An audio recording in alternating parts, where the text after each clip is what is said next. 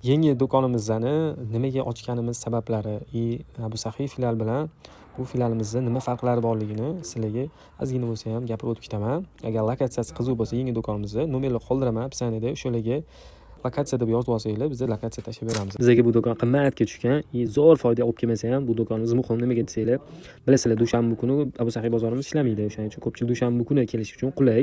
Bu birinchi sababi. Ikkinchi sababi, Abu Sahiyda dastavka yo'q edi. Instagram yurg'izganimizda bizdan ko'pchilik shuncha reklama qilasizlar, dastavka yo'q bo'lsa nima keragi bor deyishardi. Dastavka yo'lga qo'yish maqsadida ham shu do'konni ochganmiz. Uchinchi sababi, ko'pchilikni xursand qiladigan sabablardan bittasi, nega desanglar, bu yerda xrustallarni donalab, metraj ko'zlarni metrlab, gullarni ham donalab xarid qilsanglar bo'ladi.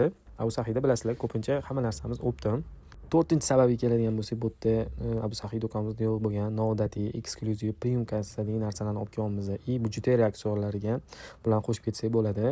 Zo'r noodatiy broshkalar ham bor bu do'konda. Do'konimiz ochilganimizga ko'p vaqt bo'lmagan bo'lsa ham, o'ziga yarasha kengliklarga ega bo'ldi va ko'plab mijozlarni iliq fikrlariga sazovor bo'ldi deya olaman. Do'konga kelib ko'rganlar uchun yoki endi ko'rayotganlar uchun 10 balli sistemada do'konimizdagi assortiment uchun necha baho bergan bo'lardinglar? Bilasizlar, biz qolganlarga nisbatan ajralib turadigan jihatlarimizdan biri yengillik har doim olib kelib turamiz. Shuning uchun kommentda yozinglar, qanaqa yana nimalar qo'shganimiz yaxshi, do'konga kelganda nimalarni topa olmadinglar.